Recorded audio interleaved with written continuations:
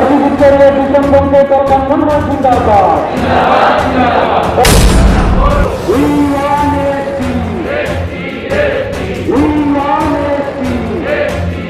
संपर्क दर्शक तेहन चेपे गुरुत्वपूर्ण खबर पूरा भारत देशम रे आदिवासी सेंगेल अभियान को धरना के लेकाते तेहन आसाम पनत बीटीआर एलाका चिरांग जिला काजल गाँव आदिवासी सेंगेल अभियान मिद धरना कार्यसूची को पूरा किया एनते नोडे 6 गोटें दाबी को सदर का एनते मांग रे सारना धर्म कलमकाट इन दोसरते ओकादा आसाम रेन आदिवासी को नित हो जनजाति स्वीकृति बको नाम का अपना खातिर तेहन 6 गोटें दाबी को सालाते तेहन राष्ट्रपति थे न दाबी सकम को चाला डीसी होते थे ओना खातिर तेहन पूरा आदिवासी एलाका रेन तेहन नोआ धरना कार्यसूची को सेलेना मेनखान नोआ ओक्ते रे मिद गोटे नोडे आदिवासी सेंगेल अभियान रेन आयुरिया नेता को मेना को नुकु को भागिल कना कथाñ आंजम पुस्तौ चुपिया नुकु चेद कना कथा रोड सदर आसाम को दर्शक को भागिल कते नुया धनियल हेमरा कथा आंजम पुस्तौ चुपिया टेक হয় আৰু ইয়াত সংবিধান একেটাই এই দেশখনত সংবিধান একেটা হোৱাৰ পিছতো ভাৰতবৰ্ষত বিভিন্ন ৰাজ্য যেনেকি পশ্চিমবংগ বিহাৰ উৰিষ্যা ঝাৰখণ্ড আদিবাসীসকল যেহেতু কেতিয়াবাই জনজাতিকৰণৰ মৰ্যাদা লাভ কৰিছে কিন্তু দুখৰ বিষয় অসমত থকা সেই আদিবাসী জনগোষ্ঠীসকলেই কিন্তু এই সাংবিধানিক জনজাতিকৰণৰ মৰ্যাদাৰ পৰা আজি বঞ্চিত হৈ আছে। এইটো এটা খুব দুখৰ বিষয়, পৰিতাপৰ বিষয়। আজি আমি এই ধৰ্ণা কাৰ্যসূচীৰ জৰিয়তে আমি কেন্দ্ৰীয় চৰকাৰ তথা ভাৰতৰ ৰাষ্ট্ৰপতি ৰামনাথ কোবিন্দলৈ আমি এটা মেমৰেণ্ডাম আমি যুগুত কৰিছোঁ। আমি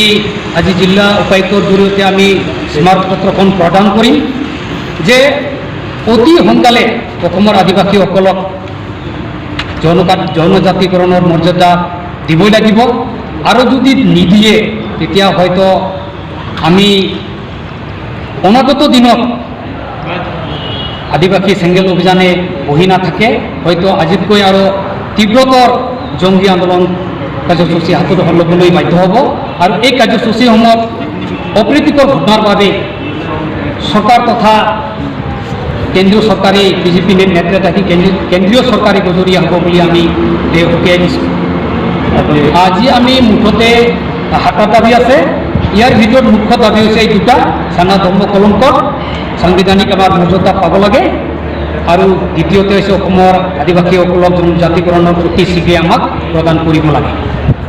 যেহেতু আমাৰ ভাৰতবৰ্ষ এখন ধৰ্ম নিৰপেক্ষ এখন ৰাষ্ট্ৰ হয় আৰু এই ধৰ্ম নিৰপেক্ষ ৰাষ্ট্ৰত যিকোনো ধৰ্ম যিকোনো নাগৰিকে ল'ব পাৰে বা ল'ব পৰাৰ এটা সাংবিধানিক অধিকাৰ আছে। যেহেতু আদিবাসীসকল হিন্দুও নহয়, খ্ৰীষ্টানো নহয় বা মুছলিমো নহয় বা বুদ্ধ জৈন নহয়, যেহেতু পৰম্পৰা জন্মৰ পৰা মৃত্যুলৈকে আদিবাসীসকলৰ সংস্কৃতি বা ৰীতি নীতি একেবাৰে সম্পূৰ্ণ পৃথক আৰু বেলেগ। এওঁলোকৰ ধৰ্মস্থান বেলেগ, যেনেকৈ ঝাৰথান মছজিদ থান আছে এওঁলোকৰ, আৰু দেৱ দেৱীৰ ভিতৰত এওঁলোকৰ মাৰাম বড়ো জাৰায়ু মৰেকো তুৰুইকো একেবাৰে আন আন ধৰ্মতকৈ আদিবাসীসকলক এই ধৰ্মৰ দিশত একেবাৰে সম্পূৰ্ণ সুকীয়া আৰু বেলেগ। আৰু ভাৰতবৰ্ষত আজি বৰ্তমানলৈ যিখিনি আমি তথ্যবিহীন প্ৰমাণ হিচাপে আমি এনেকৈ এটা পাইছোঁ যে ভাৰতবৰ্ষত অন্ততঃ 15 কোটি আদিবাসীসকল আছে আৰু এই 15 কোটি আদিবাসীসকলক আমি কেন্দ্ৰীয় চৰকাৰক দাবী জনাইছোঁ বা আমি দাবী জনাই আহিছোঁ যে আমাক অতি শীঘ্ৰে দিয়া এটা ধৰ্মক সাংবিধানিক স্বীকৃতি, যেনেকৈ সাৰনা ধৰ্মক আমি সাংবিধানিক স্বীকৃতি মান্যতা দি কলংকত প্ৰদান কৰক। আৰু দ্বিতীয়তে অসমৰ আদিবাসীসকলক যিহেতু দীৰ্ঘদিনৰ পৰা বিভিন্ন দল সংগঠনৰ জৰিয়তে দাবী কৰি আহিছে, আন্দোলন কৰি আহিছে আৰু ইয়াত বহুতো ভাগ প্ৰতিঘাতৰ মাজত আজি যিখিনি আমি কৰি আহিছোঁ আৰু ইয়াৰ লগতে যিহেতু আদিবাসী চেংগেল অভিযান যিটো ৰাষ্ট্ৰীয় পৰ্যায়ৰ হেতুকে আমি আমাৰ এই দাবীসমূহ অকল আমি ইয়াতে অসমতে হৈ থকা নাই। আমাৰ দাবীসমূহ এই হাতদুখীয়া দাবীসমূহ আমাৰ বিভিন্ন ৰাজ্যতো দাবী উত্থাপন কৰিছে আৰু বিভিন্ন আজিৰ কাৰ্যসূচীৰ জৰিয়তে এই কেন্দ্ৰীয় চৰকাৰৰ তথা ভাৰতৰ ৰাষ্ট্ৰপতি ৰামনাথ কোবিন্দলৈ স্মাৰকপত্ৰ প্ৰদান কৰিব। আৰু আমি যেতিয়া যিমান দিনলৈ আমাৰ এই দাবীসমূহ কেন্দ্ৰীয় চৰকাৰে হয়তো কাৰ্যকৰী নকৰিব